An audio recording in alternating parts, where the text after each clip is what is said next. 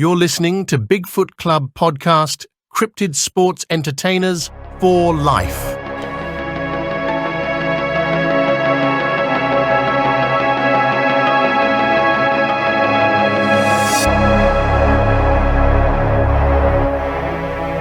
Bigfoot Club, Season 6, Episode 19. I'm here with my nephew, Steven. Steven, say what's up. ¿Qué onda? ¿Qué onda, Holmes? ¿Qué onda, Holmes? Man, we hadn't really done a live show in a while. Not a live show, but just a show in general. I think some of the shows we've done, we had it in our pocket, like ready to go. Yeah. Yep. Robert's sipping on whiskey right now. I wish I was. So, man, this year is kind of going by kind of strange, kind of slow. I don't know. Well, I think it's kind of going by fast, but not fast enough, though. Yeah. I just want fall weather to be here, winter to get here. Winter is coming eventually. But, yeah, no, it's still damn hot outside. Okay, the Game of Thrones. Mm-hmm. So, what's going on with you recently? I'm fine. I got an injury a couple hours ago. I won't say who did it, but I got an injury on my toe. I'm fine. It's just slight throbbing right now. Yeah, you got smashed? Yeah, let's just say a computer chair rolled over it, and it was the computer chair's fault. I don't think kids use a computer chair. Yeah. You can't blame it on the kids. I'm going to blame it on you. Okay. All right. No, so yeah, like, it was kind of bad because it broke skin and stuff, and then the wheel imprint was on my foot, which I thought that was weird. And then whenever it was like my skin was rising up out of that print, it hurt so bad. Yeah. It hurts because it's close to the bone. And yeah, it was like I stubbed my toe and like smashed it at the same time, which, oh God. I don't wish that upon. Yeah, it's like a great surge of pain instantly. Yep, and it throbs and it doesn't go away. You probably grabbed your foot and squeezed it, right? Yeah, I was squeezing my foot just to and I just the boys were asking me. Everybody's like, "Are you okay? Are you okay?" And I just kept going, Yeah, Ricardo comes into my room, and I was trying to take a nap, and he came into the room, and he says, because my dad is hurt, he's bleeding, and, he's in a lot of pain. And I go, okay, well, let me get up and go look. What did you think about that? I thought, I don't know, that you slit your foot, walking outside or something. I don't know. I was just thinking, I said, man, I hope he doesn't have to have stitches. That's going to suck. So, but you didn't, so you're good. No, it was just broke skin, and I got a Band-Aid over it, and right. I'm able to walk. It still kind of hurts just to put a little weight on it, but yeah, it is what it is. Simone Cachetone. I have a high pain tolerance. I can get by pretty well, but that that hurt. Yeah. Yeah.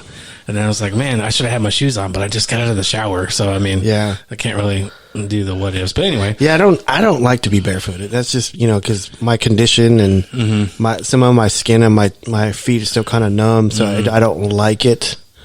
So I just put on shoes right away. Even if I'm going to go to bed, in the next 10 minutes, I put on shoes. That's weird. But anyway. That is weird. Do you sleep with your shoes on too? No, I don't do that. But if you had house shoes, would you wear those? No, I don't like house shoes. Really? I really don't. I feel like, especially with my condition the way it was, footing is the most important thing, and house shoes do not give good footing because your foot is constantly sliding in it, and I don't like that. So that's just me. That's how I am. So I understand. So, what else you got going on?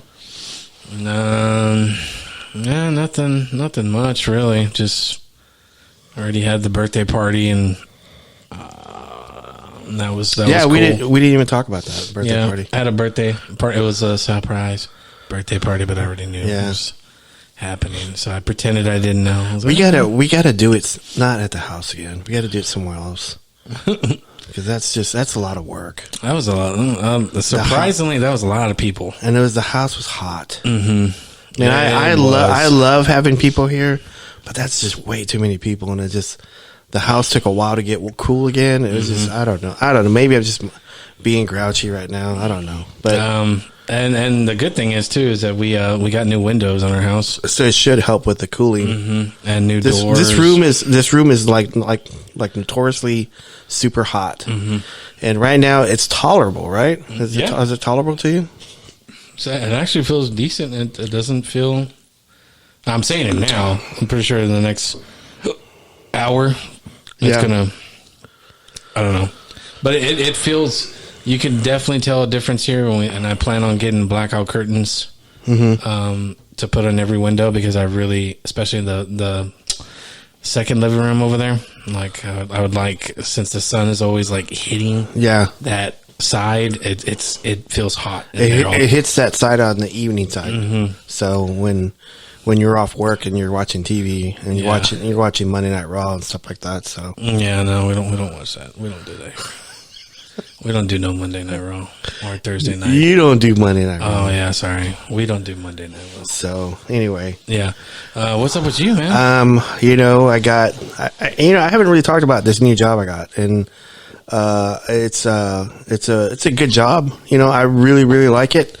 It's just like, it's really, really busy. It's really busy. And it's like, I get called a lot at night after hours. And, I was used to that whenever I was working at Signify, and especially with USBC, I was always getting called. Yeah, but you were, I feel like that's different. It is different. Because that's a simple thing. You just go online and if you have remote access, you can do it. I think this job right here, I think I told you this before off the mic, that it would have been perfect. Would have been a perfect job for me and you if we were in our 20s. Yeah. I was like, oh man, I felt great. I felt important. I felt needed. Yeah. And like even at 2:00 in the morning, I woke up, slept a couple hours, and then I was able to work. And I'm not okay with not sleeping so much. I'm good, man.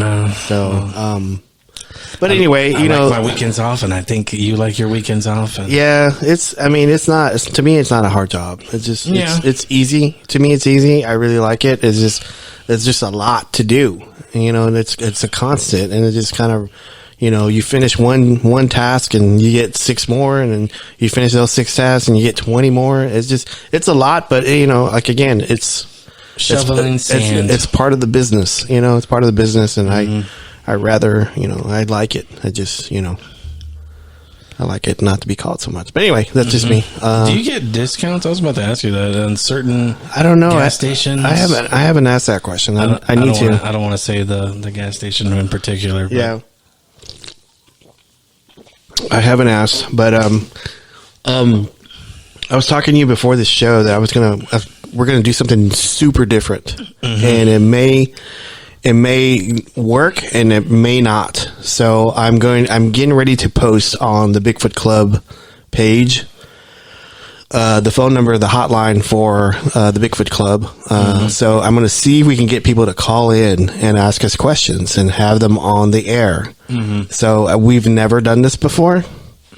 We've never done it before. So yeah. So I'm actually getting ready. I'm going to post it. And if we don't get any calls, that's okay. That's all good. This is a trial run. I have a backup plan. Well, just a plan in general of what to talk about here. So it is now. It's 7:56 p.m. Central Time. What happened? Did you hit your foot? No, my toes just started throbbing. Oh, weird. It's gone now. But woof. So I just posted at 7:56 p.m. Central Standard Time. It says Bigfoot Club show is recording now. If you want to call in, do it now. The number is 469-912-1535. Yep. So we're going to see if we can get a phone call.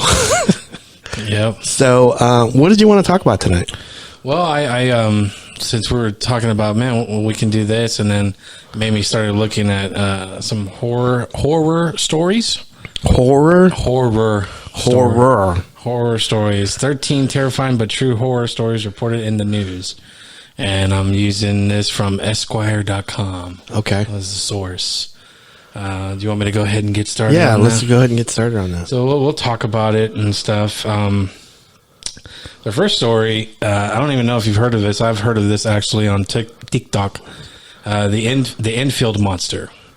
1973, a man in Enfield, Illinois. I'm going to say Illinois. Because Illinois, yeah. Has an S there. Yeah.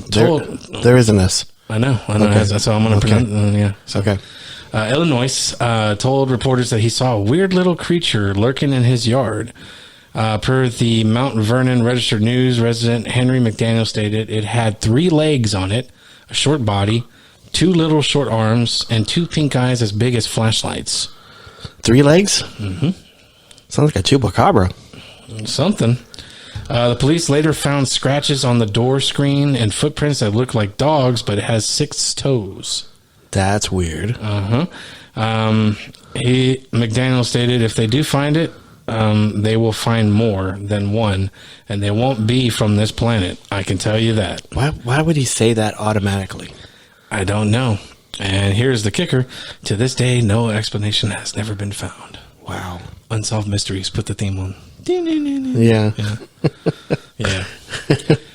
This one's, what do you think about that? Do you think it's a chupacabra or do you think it's just aliens? Well, chupacabras don't go that far up north. I mean, they're not, chupacabras are basically like in Puerto Rico. There's people that say they see it in like in South Texas and maybe Florida or something like that, but really it's in Puerto Rico. Mm-hmm. It's not anywhere else. If you see it anywhere else, it's just a dog with mange or something. Mm-hmm. But this one, I don't know. This could be shapeshifter. She could be an alien.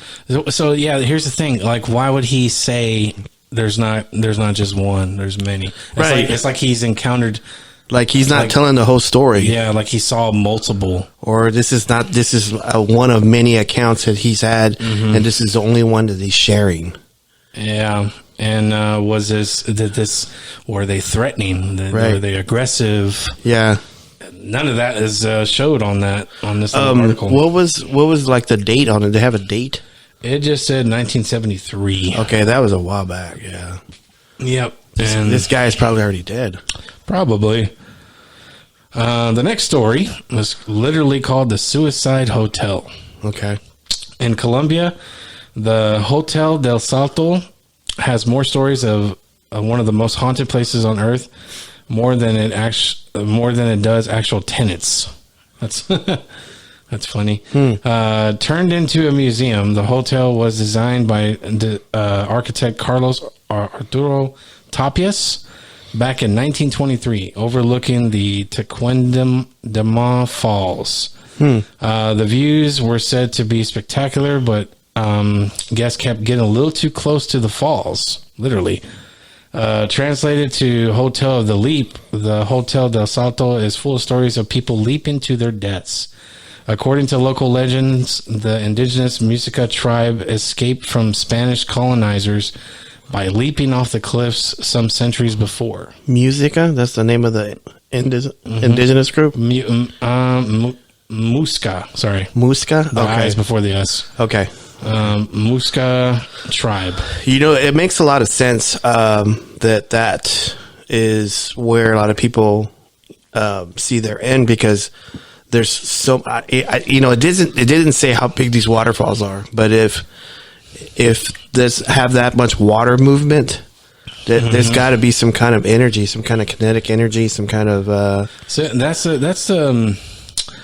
that's the crappy part, because I wish there was more. I guess I'm gonna have to do some research. Heavy deep diving. Yeah, like were these people already suicidal, or was it completely like possession, like slight possession, where you made you want to jump and they didn't really want to jump?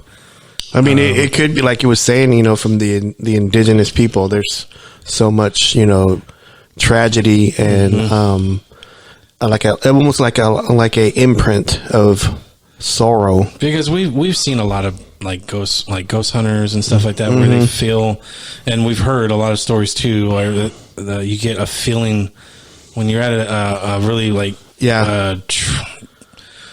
say if you go to Alcatraz or Right. people, like you feel like you're trapped. You want to escape. You feel that. You feel like if someone got shot in a house, you feel like pain on your chest. Yeah, I've actually been to some locations, and I've had that. You know, I never said it out loud, or kind of say, "Hey, man, I'm, my arm hurts," or "Hey, my leg hurts," or "My neck hurts," and then you find out you do the research. Someone was hung there. So I've had some similar stuff out like that. Because you think that's their way of saying like, hey, like, right? This happened here. It's connecting with you, yeah. If they can't communicate with you, if they don't have the energy to connect with you or to speak to you, maybe, I don't know. That's just weird. So yeah, that's sad though. Like, is it? They probably were like, oh, looking at the view and stuff, and then they felt this. I'm being chased. I need to escape. I need to jump. The only way I can escape is to jump. Right. And that took over. That's terrible. It is. That is really terrible. And this next one, I want to talk about it, but I don't want to talk about it. Okay. I'm going to save that one for last, All and right. then you can edit it out. This one is the one I was telling you about, the haunted doll. Where is this at? This is in Houston. Houston. Planet Houston. Planet Houston. So when you think of haunted dolls, it's likely like the creepy old Victorian looking porcelain kind that springs to mind, right? That's what I get creeped out by that too. None of which you probably have laying around, because I wouldn't want that in the house. Still, don't get too comfortable because around kids' toys soon, because this story is about Disney's Frozen Elsa doll. It was gifted to this family in Christmas 2013 in the Houston area. The doll recited phrases from the movie Frozen and sang "Let It Go" when a button is pressed on its necklace. For 2 years, it did that in English. Mother Emily Madonia said. In 2015, it started doing it alternating between Spanish and English. There wasn't a button that changed the settings. It just did it random. The family owned the doll for more than 6 years and never changed its batteries. The mother says the doll would randomly begin to speak and sing even with its switch turned off. Was this family Spanish? Yeah, I believe so. I mean, Madonia. Well, last name is Madonia. Wow. So how would this ghost know, or this haunted doll would know that, hey, let's do it in Spanish? Yeah, I know, So, right? I wonder, we probably need to do a deep dive into this, whether this doll had alternating, if it's capable of alternating languages. We should try to look that up and try to debunk this a little bit. Yeah. Because I find that really creepy, but if she's saying that she hasn't changed the batteries and it's still going off, That's creepy. and I would also like to find out whether she reached out to a local paranormal group that's went out there to. Well, we know the name. We can always reach out to them. The family decided to throw the doll out in December of 2019. Weeks later, they find it inside a bench in their living room. The kids insisted they didn't put it there, and she believed them because they would have dug through the garbage outside. At that point, Elsa ceased to sing the English rendition of Let It Go altogether, speaking only in Spanish when pressed. The family then double-bagged the bizarre doll and placed it at the bottom of their garbage, which was taken out on garbage day. They went on a trip shortly after, but when they returned, Elsa too had come back and was waiting in their backyard of their home. This time the family mailed Elsa to a family friend in Minnesota, the person who I guess they got the doll, they taped the haunted doll in front of their bumper of his truck. And it doesn't seem to have made it back to Houston yet, as of February 2019. 2019. Yeah. I don't know. Duct tape's pretty hard. Yeah. But, okay. Like, there's multiple things here. It could be someone playing a trick on the family, too. Yeah. That's a sick joke, because you don't do that.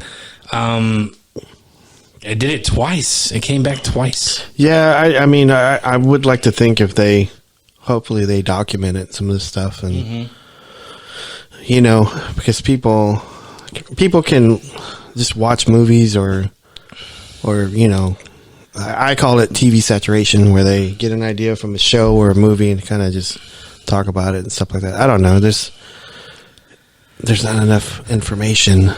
It's just conjecture. Yep. So, yeah, I don't mess with that kind of stuff. I think that is really, because number one, when you grab the doll, you've kind of accepted it. You've kind of invited it in. Mm-hmm.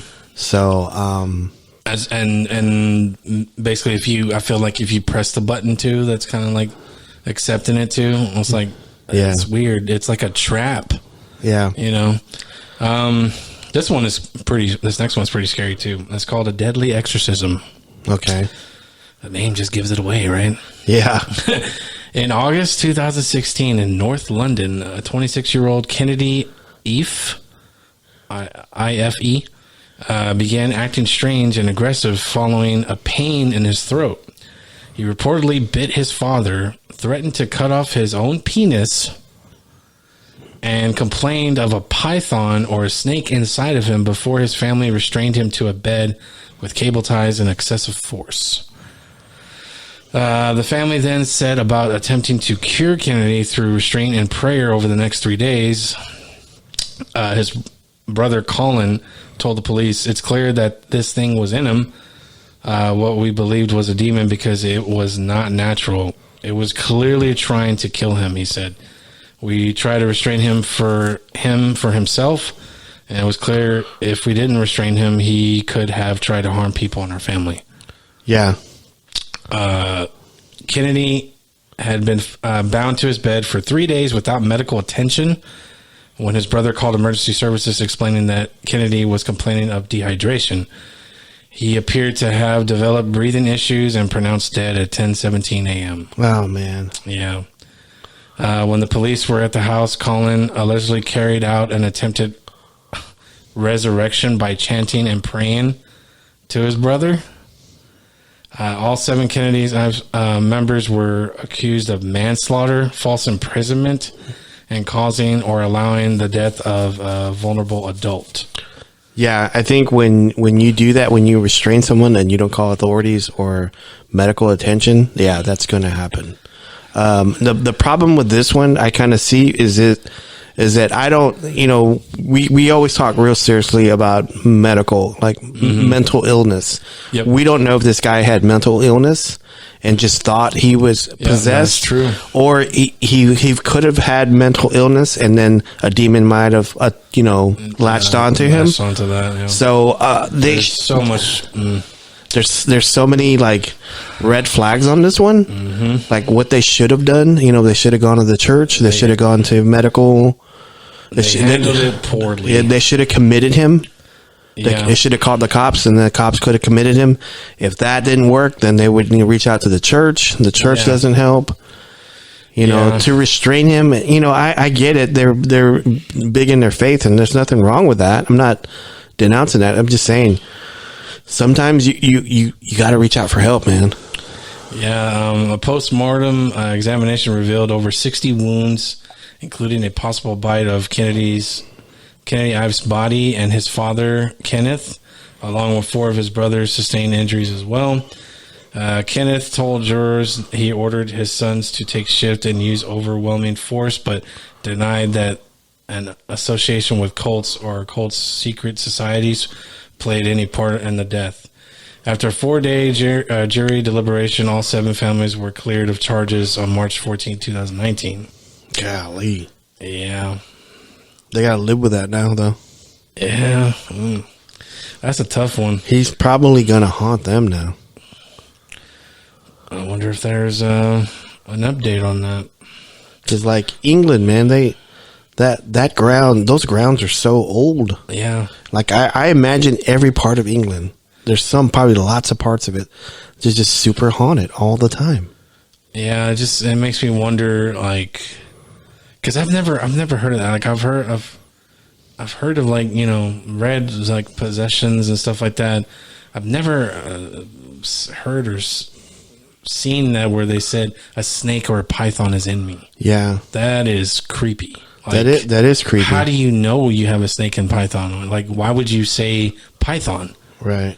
Like, because if the snake was big, like you saw, like that's just something that, you know. I mean, there's no pythons that are indigenous to England or nothing like that. So Yeah. but anyway, Well, this next story is called "Dead Animals in the Walls." okay. When the Bretzeus family decided to insulate their home in Auburn, Pennsylvania in 2015, they discovered that it already had been with scores of dead animal carcasses. The dead animals were wrapped in newspapers from 1930s and 1940s, were among half-used spices and other items. After removing the items, they sent hundreds of artifacts and carcasses to an expert in Kutztown. I think they should have left that stuff alone. Yeah. The expert attributed the rotting... I would have moved. Yeah. The expert attributed the rotting animals and their walls to powwow or Dutch magic. A ritual originating in the culture of Pennsylvania Dutch to treat ailments and gain physical and spiritual protection.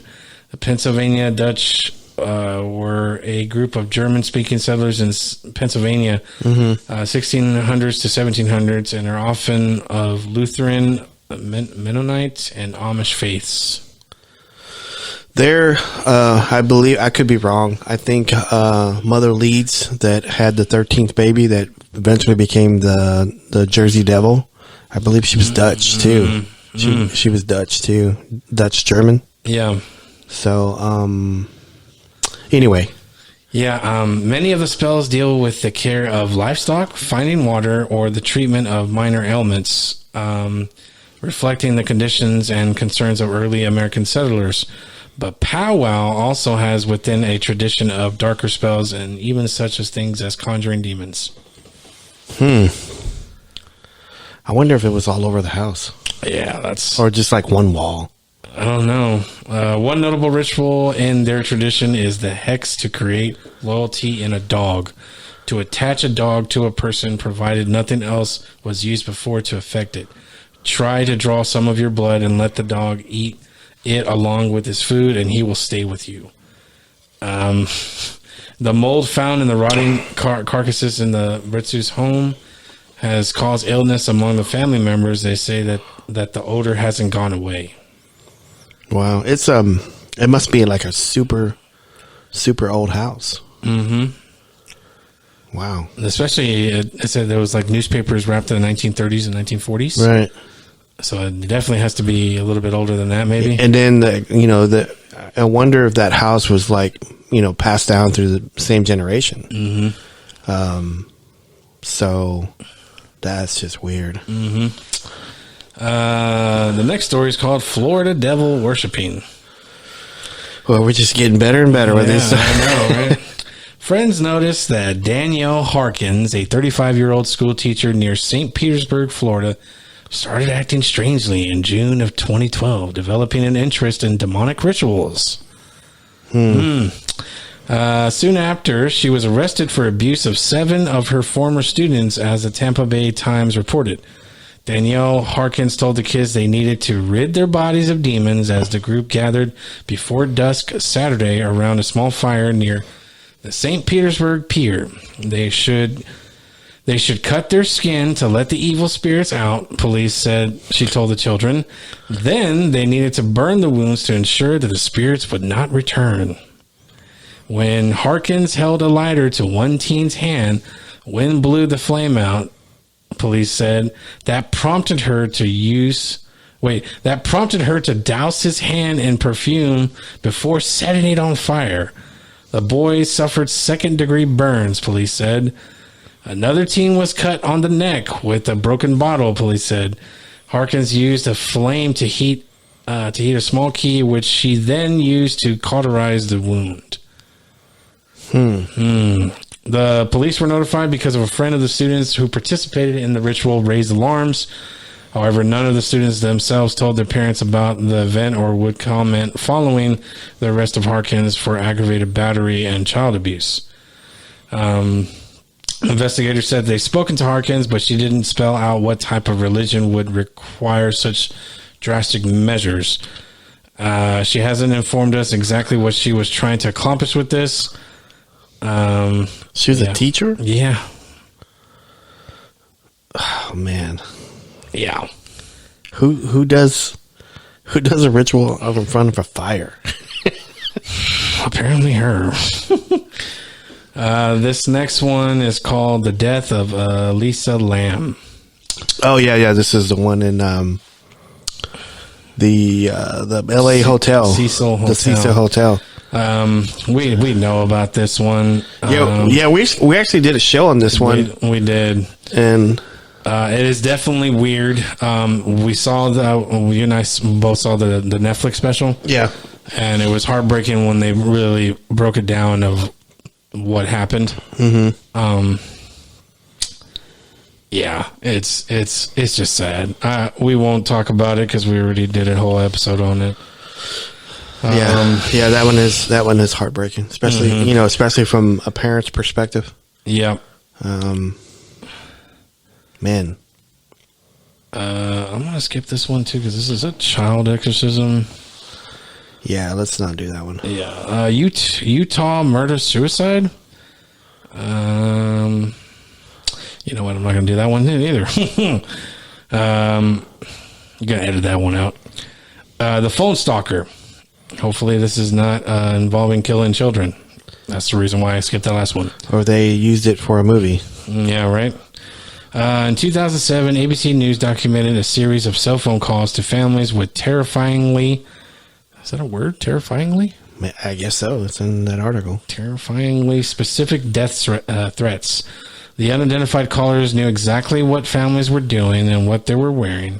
This sounds like a movie. Yeah, right. The families say the calls came in all hours of the night, threatening to kill their children.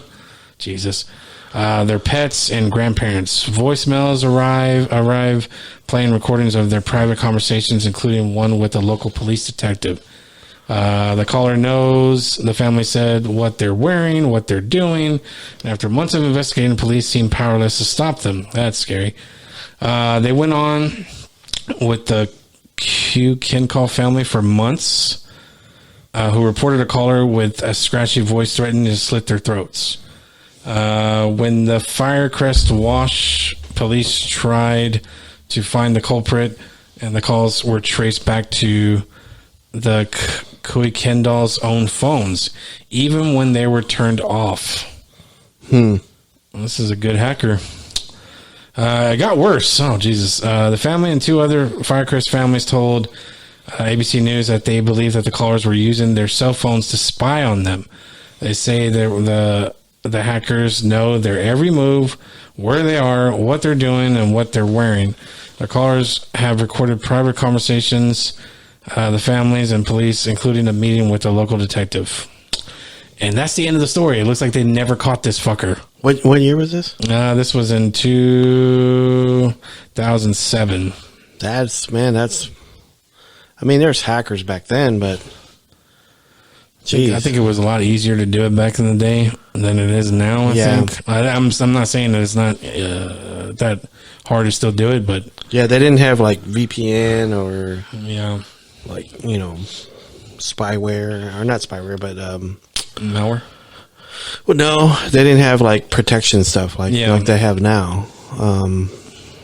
Man. So, well, hopefully this one is. How many stories you got? 13, but I skipped a couple, so we should be coming to the end. There's just a couple on there that involved like murdering children, and I was just like, I'm not doing all that.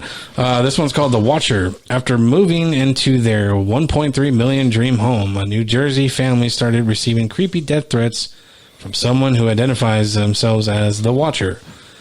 Since moving in, the owners said that they have received numerous letters from this mysterious person.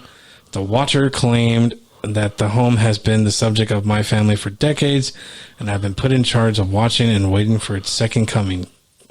Is this piggyback off the last story? Right. The new owners have several children, and other letters asked, have they found out what's in their walls yet? And I am pleased to know your names now and the name of the young blood who have brought to me. You have brought to me. The family was forced to flee from their home and later filed a lawsuit against the previous owners. Oh, jeez. So, I wonder what's in the walls? Maybe microphones or something? Maybe dead carcasses wrapped around newspaper. From 1923? Mm-hmm. This one's called Issei the Cannibal. Issei. Mm-hmm. Sorry. Issei. In 1974, 24-year-old Waco University, is it Waco or Waco? Waco. But it's with a K. It's Waco. Okay. Waco University students Issei Sagawa allegedly followed a German woman to her home in Tokyo, Japan, broke into her apartment when she was sleeping and attempted to cut a piece of flesh off her body to consume. When she awoke, she reportedly fought him off, and he was later captured by the police. That's a good ending for her. According to the 2012 Vice documentary that covered Issei's bizarre story, he was mistakenly charged with attempted rape, and his wealthy father paid the victim a settlement outside of court to have the charges dropped. Okay. 7 years later, in 1981, he allegedly committed murder in France, shooting and eating a fellow university student, Renee Hartevelt. Issei creepily documented the entire experience, with photographs, and he was captured by authorities once again while attempting to dump the rest of her body in the Bois de Boulogne Lake. The Bois de Blanc? Bois de Boulogne. I don't know. He was deported back to Japan and committed to a mental institution. For reasons unknown, his psychologists in Japan declared that he was sane. Okay. Furthermore, illegal... What's sane about going to another country and cutting someone up and eating them or parts of them? And then trying to dump the body. And yeah. Furthermore, illegal technicality involving the French government refusing to turn over the documents from his case meant that his murder charges were dropped completely. He checked himself out of the mental hospital, and he reportedly been walking the streets as a free man ever since. Issei has even become a controversial celebrity, writing over 20 books. According to Japan Today, he most recently fantasized about an unnamed TV actress, saying, I'll catch a glimpse of her thigh and think, that sure looks tasty, but I don't feel like I actually want to eat it. As I accomplished the act of cannibalism once, there's no meaning to maintaining the desire for it anymore. In my book, I wrote that human flesh was tasty, but that was not actually true. I'd much rather eat Matsuzaka Kobe beef, but because I desired to consume human flesh for so long, I managed to convince myself that it would necessarily be delicious. Sounds like someone needs to take this dude out. Yeah. Issei Sagawa also referred in the Rolling Stones song Too Much Blood, with the lyrics reading, and when he ate her, he took her bones to the Bois de Boulogne. He was Jesus Christ, he's in a Rolling Stone song. He is currently 73 years old and continues to live in Kawasaki City, Japan. To this day, no one knows why France did not allow Japan to give him a trial. That is, in like the U.S., they have a law that if you kill somebody, you can't sell your TV rights or write a book, or you can't profit off someone else's death. Yeah, it looks like that doesn't happen over there in France or Japan. So we literally have a person who got away with murder. Yeah, that fucking sucks. That's alarming. Yeah, it is. 73-year-olds or not.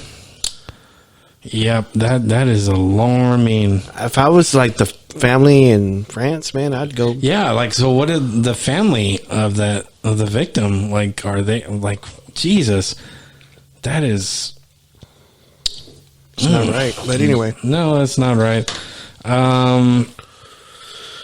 we're at 40 seconds. 40 seconds. I have to read one of these now. Hold on, let me see. Did the haunted doll? I don't think anybody's gonna call. You don't think so? No. It's been posted now for 40 minutes. I want to read this one. It has children being murdered on here, but it's only the history of it, of what happened. And I think you and I have heard this story too. That's the reason Can you skip the part where they? Yeah. So the Axe Murder House, the Villisca, Iowa. Yeah. You know about this one? Yeah, the Ghost Adventure's been there. Yeah. So we already know the story, Right. So in let's see here. In 1994, they restored it to go to its 1912 condition and converted it into a tourist destination. Mm-hmm. Cost $420 To stay there, right? A night to stay at the old haunted home. And then they visitors always reported strange paranormal experiences, such as visions of a man with an axe roaming the halls or faint screams of children.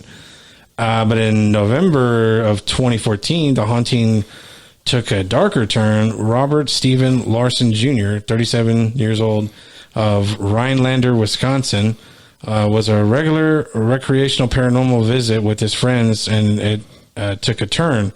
His companions found him stabbed in the chest, an apparently self-inflicted wound, called 911, and Larson was brought to a nearby hospital before being helicoptered in Creighton University Medical Center in Omaha. The Montgomery County Sheriff's Office said Larson suffered a self-inflicted injury at about 12:45 a.m., which is around the same time the 1912 axe murders happened in the house.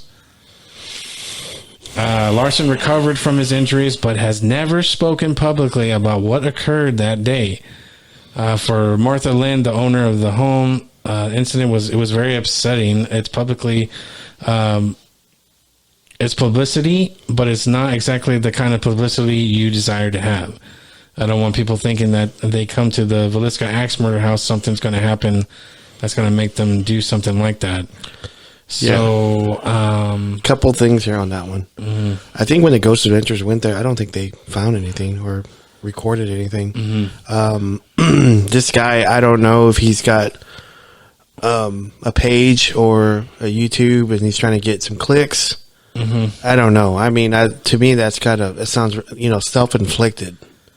It sounds like he's a regular, like he's been there a lot of times. Yeah, and he's trying to, I don't know, try to get popular, maybe. I don't know. You think he, faked it? No, I wouldn't say faked it, but do you think, because he obviously enjoyed going there, and he was with friends. You think he, what does Zach always do whenever he's trying to push the button? He, what's the word? It's, can't think of the word right now. I can't think of it either.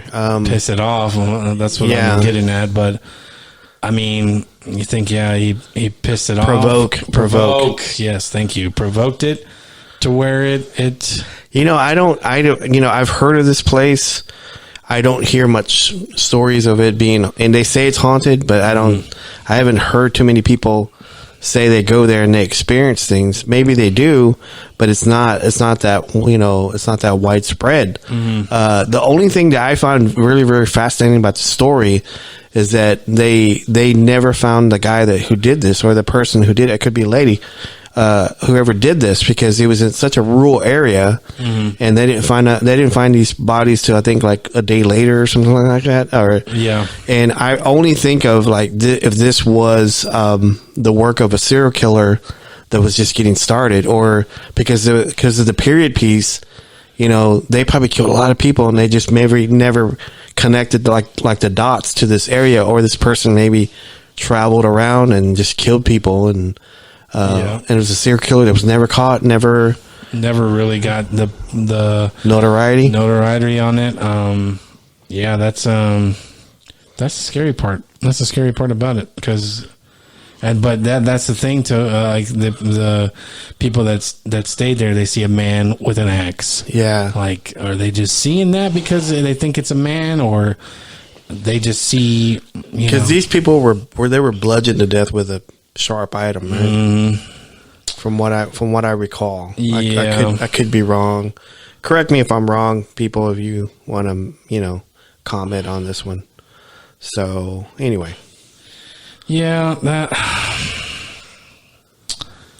that's just a weird story. But yeah, those are the only ones that caught my eye, and that's on this Esquire page. I left some certain ones out because I'm not Yeah, the Bigfoot Club is not really, we don't like fantasizing or glorifying killings of children. I will not do it. It breaks my heart whenever it comes to that. So yeah, I just chose not to read those other stories. So technically, it was around 9 stories. Yeah, that I read. And you did a good job on it. I have my moments where I don't stutter and I just read through it like nothing. But I think the one that really caught my eye on that one was definitely the creature of Enfield. I think it's Enfield, Illinois. Yeah. And the Elsa doll. Yeah, those two were. It was just kind of the first one that you were talking about with the creature. That one was like, it's kind of ominous how, kind of strange how he left the hint of more. If you find one, you're going to find more. Okay. Why would you say that? If I was a reporter, I'd be like, what? Okay. What do you mean? Can you elaborate on that? Can you elaborate? Have you seen more? Is this more than one time? Do they all have the same colored eyes? Is it pink flashlights, or is it one bigger than the other? Is there a mama, a papa? What do you mean by that, sir? Yeah. Like, I can't figure out why the reporter would be like, okay, all right, well, have a good night. We're just going to end it right there. See you later. 3 legs. See you later. Subway sandwiches. Chicago. 2:00 in the morning. That's what I was just thinking at right there. It's like that reporter just didn't. Oh boy. Yeah. And then I don't think it's chupacabra. If anything, I think it's what are the little aliens called? The Grace. Is it the Grace? I believe so. Yeah. You think that's what they're? I don't know, man. It could be. I've always been a strong believer that that people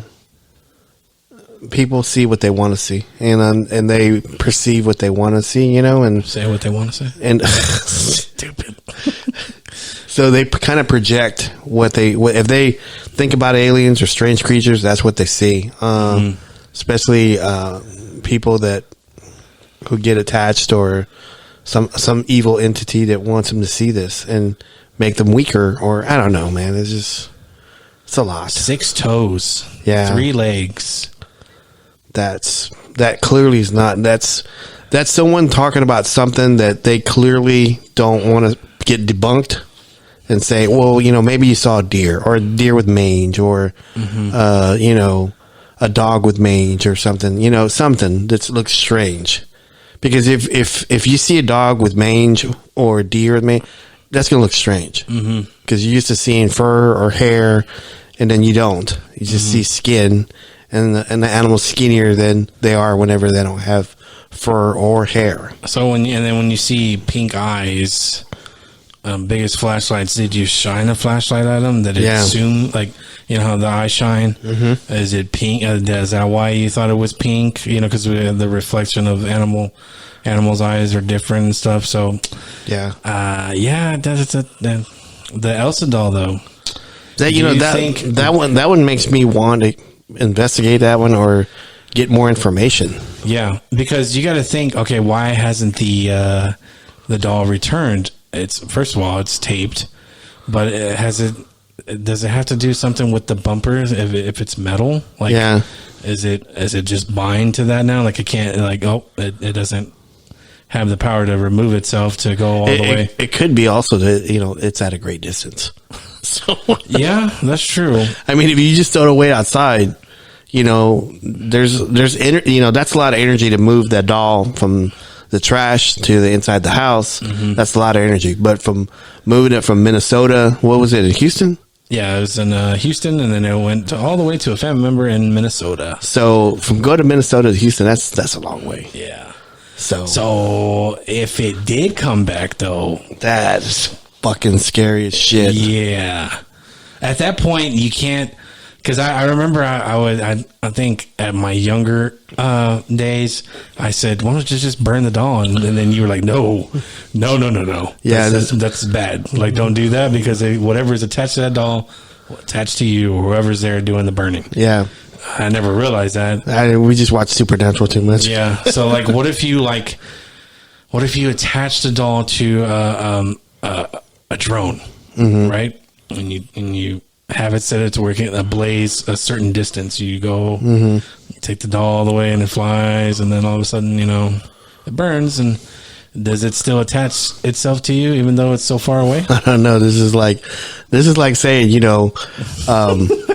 well, what if I don't want to say Beetlejuice? I say Beetle, and then I say, what's your favorite breakfast juice? Yeah. Does it still count because it's in the same? But separate? Or there's a space? Yeah. I don't know. I mean, that's something that I don't think anybody's ever asked, about. Put it on the drone. What's to do with drones lately? You and drones? I don't know. I just I think that it can give us a lot of options, and definitely. I want to use more of a drone to catch a Bigfoot from the top of you. I think that will help a lot. Because you know what pisses me off, though? What really pisses me off? There's like, I know you've seen this video. It's like a guy who's like looking at a mountain. Mm-hmm. And he's like, you see that right there? And he like zooms in, and you can see like something tall. It looks tall. Mm-hmm. But, from that distance from the phone or from where he was at, anything could be tall. So was it a person or was it a Bigfoot? But you could see it moving. Yeah. And I'm all like, damn. All right, hold on. Let me get my drone and take it all the way over there. Yeah. I think. Yeah. What was that noise? Oh, I hit the. Oh, okay. This. Yeah, I think. Yeah, you're right. Drones are. We need to bring Robbie Brown. And you have a drone too. I do have a drone, but we just got. But he's a champion at it. I don't think we just got to play with it and figure it out. Whoa. Hey, you said that already. Yeah, no, it just pisses me off. Like, damn it! Like, of course, no one's gonna have a drone on them. But what it would have been cool. Like, dang, you see that right there? Yeah. Hold on, let me use the drone because I don't want to walk over there. Yeah. I don't know what that is. That'd be kind of cool to do for someone to do that. Yeah. It's just right timing. Always have your drone on you. Always have it charged. And yeah, man. So. We're at 53 seconds. Yeah. I don't think anybody's going to call in. You don't think so? No. I told B-Town Down about it, and he goes, wait, for real? I was like, yeah. And he didn't say anything after that. So. He could have called. Yeah, he's not going to call in. No. He's probably going to say, well, you didn't say, like, that you were doing it right now. He doesn't follow the page? I think he does. Then he should see it. Dang, dude. You're basically just giving him an ultimatum. Like, he should have called in. He should have called in, man. He's going to listen to this, like, what the hell, man? Like, you didn't. Well, I'm going to blame Steven because he didn't tell me exactly whenever you started doing it. Yeah, he's working in his city vehicle and listening to us. Yeah. But, what he does. How do you. Yeah. I was trying to get Felipe, Big Dog, but he's in Austin right now, and he's driving home to Houston. Mm-hmm. Planet Houston. Wait a minute. I wonder if he knows about that Elsa doll. Maybe. It's possible. So he'd probably be like, yeah, I actually took the thing all the way to Minnesota. He probably said, I kicked that shit. Yeah. The big dog. Knowing him, he would have said that. No, I shot at it, man. Yeah, those are the only two. Oh, and the dead animals. That's weird. Yeah, I didn't know that about the Dutch. Yeah, I didn't know that either. I didn't even know powwow or pow pow, whatever it was called. Yeah. The only thing I didn't understand is that they didn't really have any paranormal stuff other than the smell. Yeah. That the smell didn't go away. Maybe it was like a protection thing. Kept evil spirits at bay. But what was with the powwow when they said it's supposed to conjure? Is it supposed to conjure something that protects the house? Yeah, probably. That's what I was thinking. This is something that's Like probably Scott would know. Like a barrier. You think Scott would know that one? Maybe. Call him right now. No. It's probably already asleep. Wake him up. Oh, no. Wake him up. There's some people who want to get called too. Wake him up. So, anything you want to end with? Or be careful with computer chairs. If you do not have shoes on, and someone rolls over it, it's gonna hurt. Computer. What should we call this episode? 9 stories. Yeah, because you said 9 stories, right? Yeah, I think it was around 9 stories. Because I didn't read all 13. Because there was like a couple in there. Yeah, just put like stories from scary stories to tell. I don't know. Scary stories. Scary true stories. Why am I saying like in an accent? I don't know. Scary stories. Yeah. like I'm Russian or something. Yeah, Russian from Brooklyn. Sure. Yeah. Scary stories. Scary, you guys saw ghosts. You guys saw scary stories, right? Oh man, that's like Count Chocula. We don't use holy water. We use vodka. We just throw it at the entity, and it goes away. But we only use the cheap vodka, not the good vodka. Yeah, they don't deserve good vodka. No. Why are we doing Russian voice? Why are you upset about it? I don't know. I don't know. Oh Lord, you have any shout outs? Let me see here. Shout out to the Ghoul Gals, Jen and Jennifer Sprague, the gens of tonics. Yeah. Start your gens. The gens of time. Mm-hmm. Shout out to them. I think Cassandra's been listening to the show. Awesome. Cassandra. Shout out to Kaylin. B-Town Down. Anybody in my new job that's listening to the show. JC. Anybody that's listening to the show from my new job. Appreciate you. Appreciate you. Shout out to Big Money Mike. Shout out to Felipe Big Dog. Shout out to Matt, Reginald, Bartholomew, Nappers. Mm-hmm. So with Bigfoot Crossroads. Robert Cuddy. I'm forgetting people. I know I am. Shout out to everybody. Shout out to the, Coca-Cola for making Coke Zero. Yes. That should be our sponsor. Right? Because we're always drinking it all the time. And guess what? Coca-Cola, we recycle too. All right. I turned off the phone number, so. Well, oh well. Yeah. I could tell Brian, I was like, man, it's all your fault, man. You could have saved us. And I could have called in, could have saved us. What the heck, man? It's not my fault. Why does he sound like a surfer? He's gonna be like, I don't sound like that, man. He's gonna like text me or call me after we release this. Like, I don't sound like that. He's gonna say it all calm too, right? Yeah, I don't sound like that, man. He sounds like a surfer. What the hell, man? With the stuffy nose, I guess. What the hell, man? God, I don't even sound like a surfer now. I sound like a mechanic in Alabama or something. He just sounds like a guy on a flu commercial. Yeah. What the hell, man? What the hell? Yeah. Oh, we're so dumb. Mucinex, buddy. Yeah. All right. Anyway, I wanted to say thanks. I wanted to say to everybody that's been listening to the show, we really appreciate you. If you've been following us and liking us, we appreciate you. Now, this is for the people who listen to us but don't subscribe, don't like, don't follow. Please do it now. It really helps us out a lot. Mm-hmm. If you want to comment about the show, if you want to just talk, just send us a comment. You can email us at bigfootclub1@gmail.com. If you want to come onto the show, you can email us. If you want to leave us a voicemail, you can at 469-912-1535. If you want to follow us on social media, you can just find us by typing in Bigfoot Club, the number 1 on TikTok, Facebook, X, Instagram, and follow us because we could use the help there too. Yep. So anyway, I want to say good night and goodbye.